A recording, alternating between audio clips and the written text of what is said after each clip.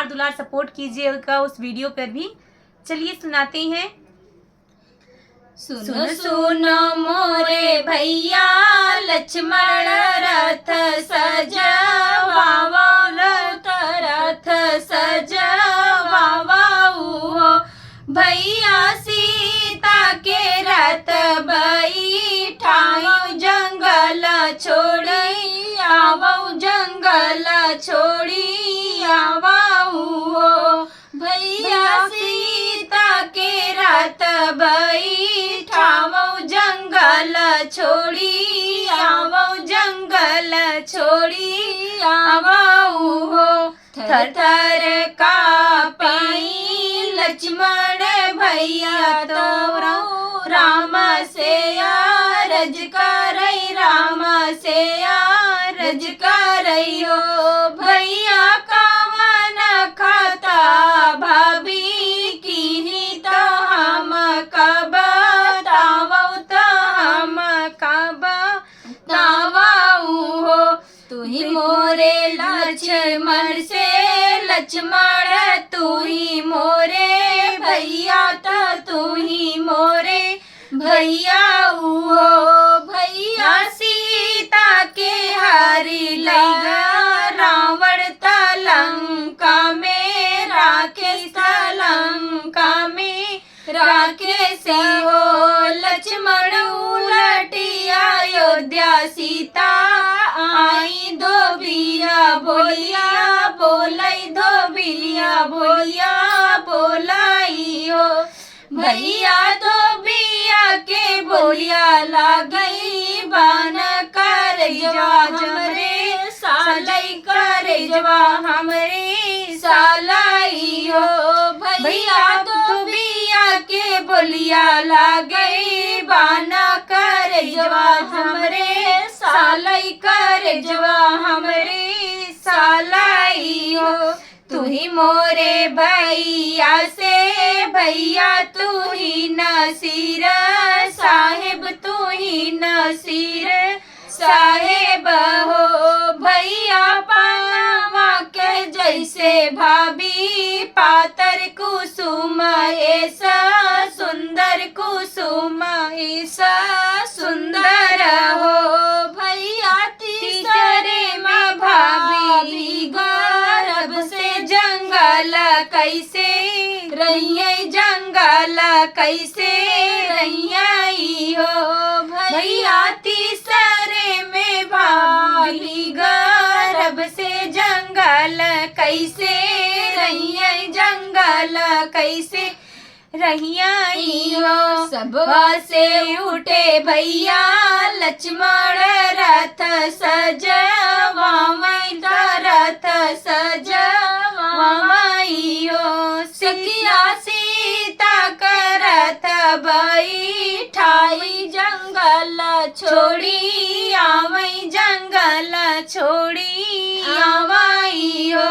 सीता ऐसा सुंदर रानिया, जंगल बिचारो वही, जंगल बिचारो वही हो। सखिया कुटिया निहारै, डगरिया सब भटकई, डगरिया सब भटकाई हो।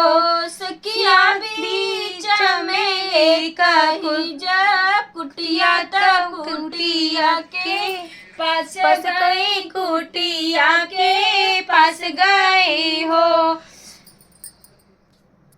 धीरे धीरे कदम बढ़ावई, गुरु के पास पहुँचई, गुरु के पास पहुँचाई हो। सखिया भीतर से निकले हैं, ऋषि मुनि दुख सुख पूछई, तो दुख सुख पूछई हो। के करयाहु तू धैर्या, के कर पा तोहिया, के कर पा तोहिया हो। बेटी कवन संकट तोहरे जियरा, जंगल बीच रोयू, जंगल बीच रोयू हो। राजा जनक जी के